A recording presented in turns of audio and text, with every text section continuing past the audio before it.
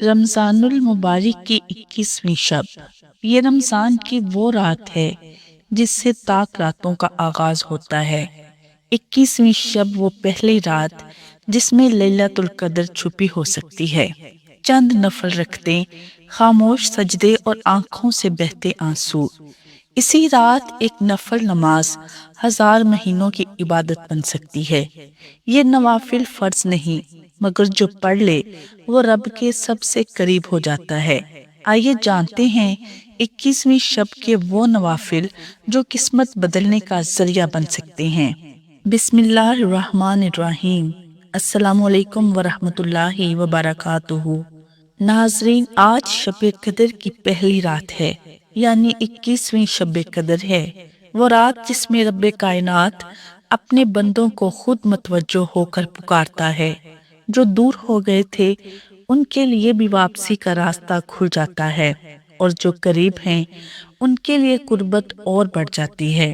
یہ پہلی رات دروازے کھلنے کی علامت ہے، رحمت کے، مغفرت کے اور قبولیت کے دروازے۔ اس رات رب یہ نہیں دیکھتا کہ گناہ کتنے بڑے تھے، بلکہ یہ دیکھتا ہے کہ ندامت کتنی سچی ہے، آنکھوں سے بہنے والا ایک آنسو اس رات بہت قیمتی ہو جاتا ہے۔ یہی وہ رات ہے جس کے بارے میں فرمایا گیا ہے کہ یہ 1000 مہینوں سے بہتر ہے۔ 1000 مہینے ایک پوری عمر، اور اللہ ہمیں ایک رات میں پوری زندگی سنوارنے کا موقع عطا فرما دیتا ہے۔ اس رات سجدے لمبے ہو جاتے ہیں کیونکہ دل بوجھل ہو جاتا ہے، دعائیں رک رک کر نکلتی ہیں کیونکہ آنسو ساتھ ہوتے ہیں، الفاظ کم پڑ جاتے ہیں کیونکہ دل بولنے لگتا ہے۔ فرشتے اس پہلی رات سلام لے کر اترتے ہیں۔ وہ ہر اس دل کو سلام کہتے ہیں جو رب کے حضور جھک گیا، ہر اس آنکھ کو سلام کہتے ہیں جو نیند قربان کر کے جاگتی رہی، اور ہر اس روح کو سلام کہتے ہیں جو اللہ کی طرف پلٹ آئی۔ یہ رات ہمیں یہ احساس دلاتی ہے کہ اللہ کو ہماری عبادت کی کثرت نہیں بلکہ ہماری عاجزی مطلوب ہے۔ وہ ہمارے لفظوں کی ترتیب نہیں دیکھتا، وہ ہمارے دل کی کیفیت دیکھتا ہے۔ اگر دل ٹوٹا ہوا ہو، اگر سر جھکا ہوا ہو، تو رب قریب آ جاتا ہے۔ شب قدر کی پہلے رات ہمیں آئینہ دکھاتی ہے، ہم کیسا جیتے رہے، کن چیزوں نے ہمیں رب سے دور رکھا، اور کیا ہم واقعی بدلنا چاہتے ہیں۔ آئیے اس رات اپنے گناہوں کا اعتراف کریں، اپنی کوتاہیوں پر نادم ہوں۔ جنہیں دل سے نہیں معاف کیا انہیں معاف کر دیں، اور اللہ سے وہ مانگیں جو دنیا نہیں دے سکتی۔ شاید یہ ہماری زندگی کی وہ رات ہو جس کے بعد ہمارا دل بدل جائے، ہماری ترجیحات بدل جائیں اور ہماری دعائیں قبولیت کے راستے پر آ جائیں۔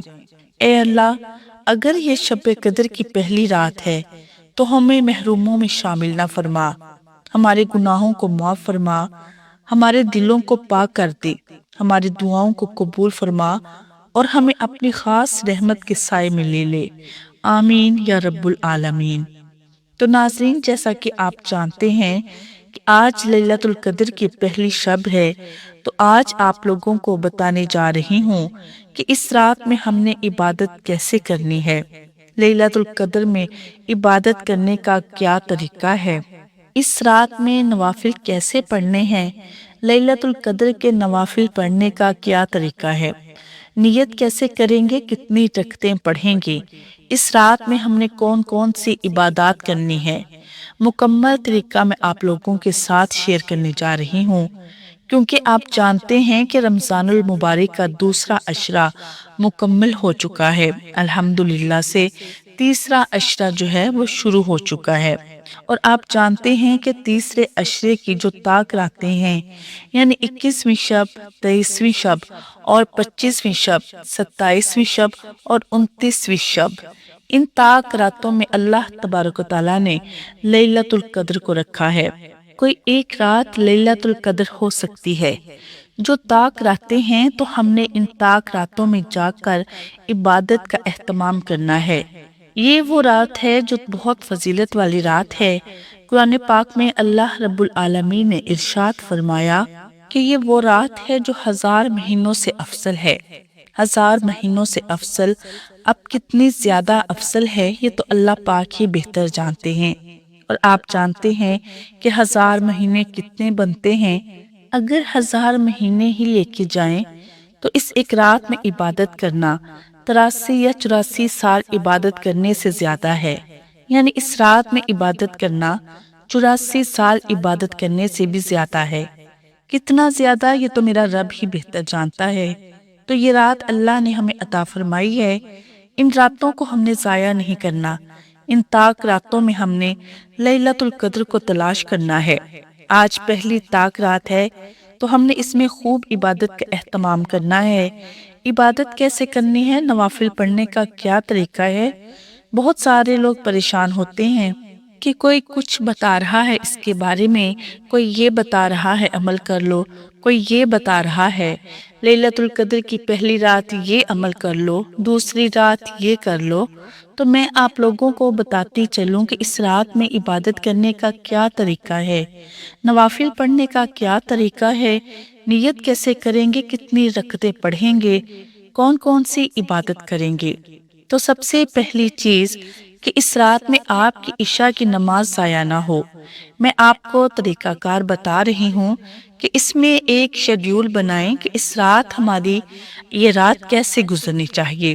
عشاء کی نماز ہماری جماعت کے ساتھ ہونی چاہیے، جماعت کے ساتھ عشاء کی نماز پڑھنی چاہیے، کیونکہ رسول اللہ صلی اللہ علیہ وسلم کی ایک حدیث پاک ہے جس کا مفہوم ہے کہ جس نے عشاء کی نماز جماعت کے ساتھ ادا کر لی اور پھر صبح کی نماز اٹھ کر جماعت کے ساتھ پڑھ لی، اسے پوری رات عبادت کرنے کا ثواب عطا کیا جائے گا۔ یعنی جو عشاء کی نماز جماعت کے ساتھ پڑھ کر سو گیا، صبح اٹھ کر فجر کی نماز اس نے جماعت کے ساتھ پڑھ لی، اسے پوری رات عبادت کرنے کا ثواب عطا کیا جائے گا۔ تو اس لیے فجر کی نماز بھی جماعت کے ساتھ اور عشاء کی نماز بھی جماعت کے ساتھ ہونی چاہیے۔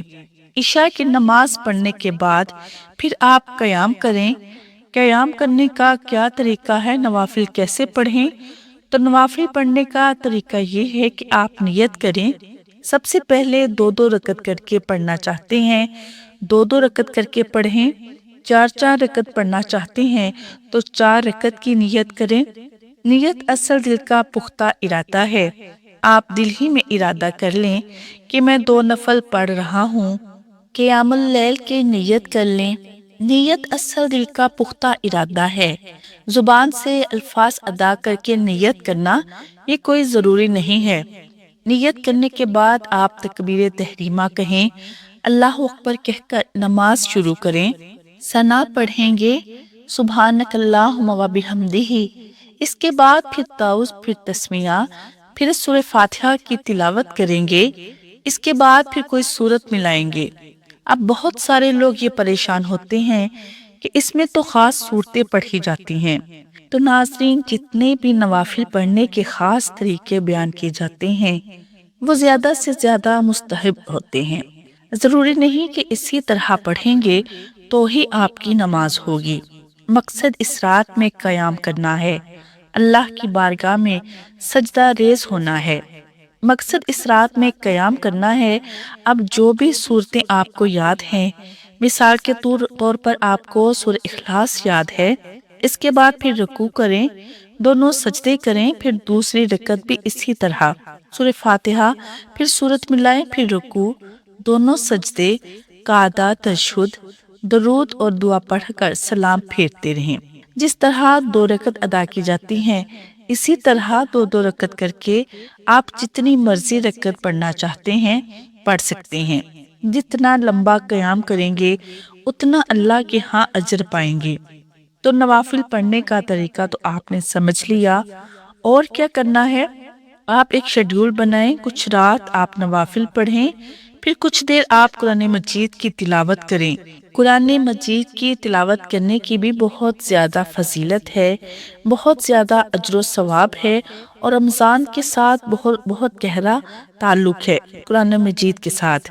قرآن کی تلاوت کچھ دیر، 1 پارہ، 1.5 پارہ، 2 پارے، 5 پارے آپ پڑھ لیں۔ پھر جب آپ کا من اس سے بھر جائے آپ درود پاک پڑھنا شروع کر دیں۔ پھر کچھ حصہ رات کا آپ تسبیحات میں گزاریں، اللہ کی تسبیح بیان کریں، سبحان اللہ و بحمدہ، سبحان اللہ العظیم۔ پھر اس کے بعد استغفار کریں، استغفر اللہ، اپنے گناہوں کی بخشش۔ پھر کچھ حصہ آپ کلمہ شریف کا ورد کریں، لا الہ الا اللہ۔ رسول اللہ صلی اللہ علیہ وسلم نے ارشاد فرمایا، افضل ذکر یہ ہے لا الہ الا اللہ، تو آپ لا الہ الا اللہ کا ورد کریں۔ پھر نوافل پڑھنا چاہتے ہیں، پھر نوافل پڑھیں۔ اگر کچھ دیر سونا چاہتے ہیں، آپ کچھ آرام کرنا چاہتے ہیں، درمیانی رات میں آپ کچھ دیر آرام کر لیں، 1-1.5 گھنٹہ ریسٹ کر لیں، اس کے بعد پھر کھڑے ہو جائیں۔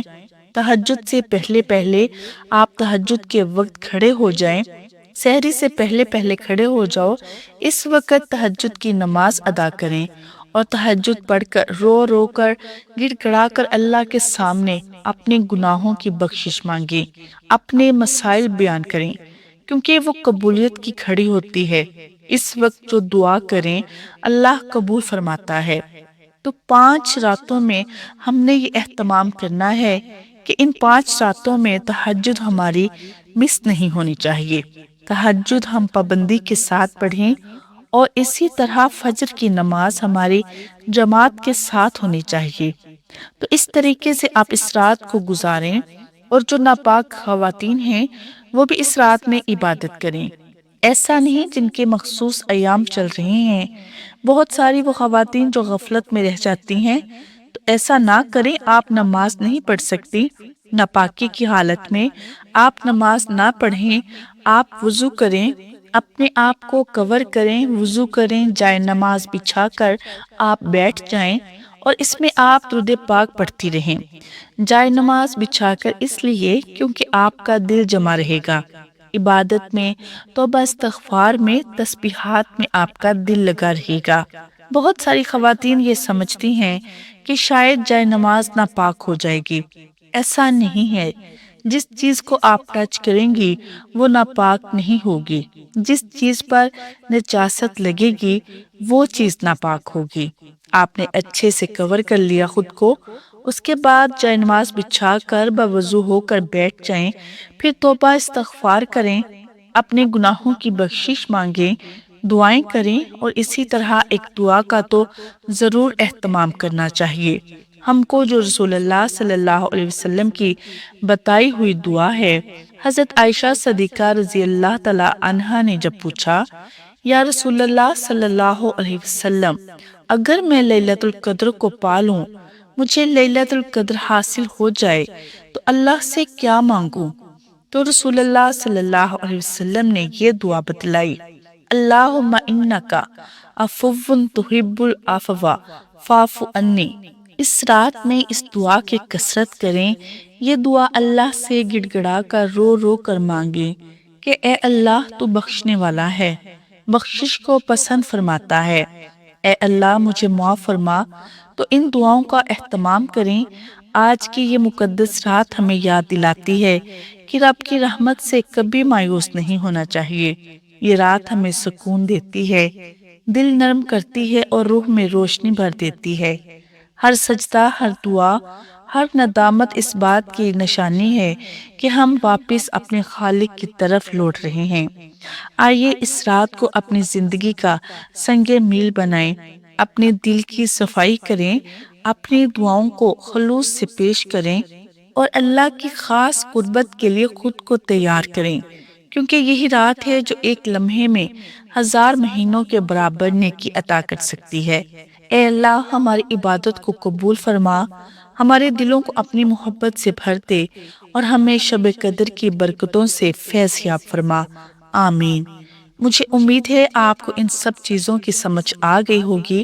اللہ تعالی ہم سب کو اس رات میں عبادت کرنے کی توفیق عطا فرمائے اور ہمیں اس رمضان کی تاک راتوں میں جاگ کر عبادت کرنے اور ہمیں لیلۃ القدر حاصل کرنے کی توفیق عطا فرمائے۔ مجھے اپنی خاص دعاؤں میں یاد رکھیے گا، کلپ کو شیئر کر دیجیے گا تاکہ دوسرے لوگ بھی فائدہ اٹھائیں۔ ویڈیو پسند آئے تو چینل کو سبسکرائب ضرور کریں۔ جزاک اللہ خیر۔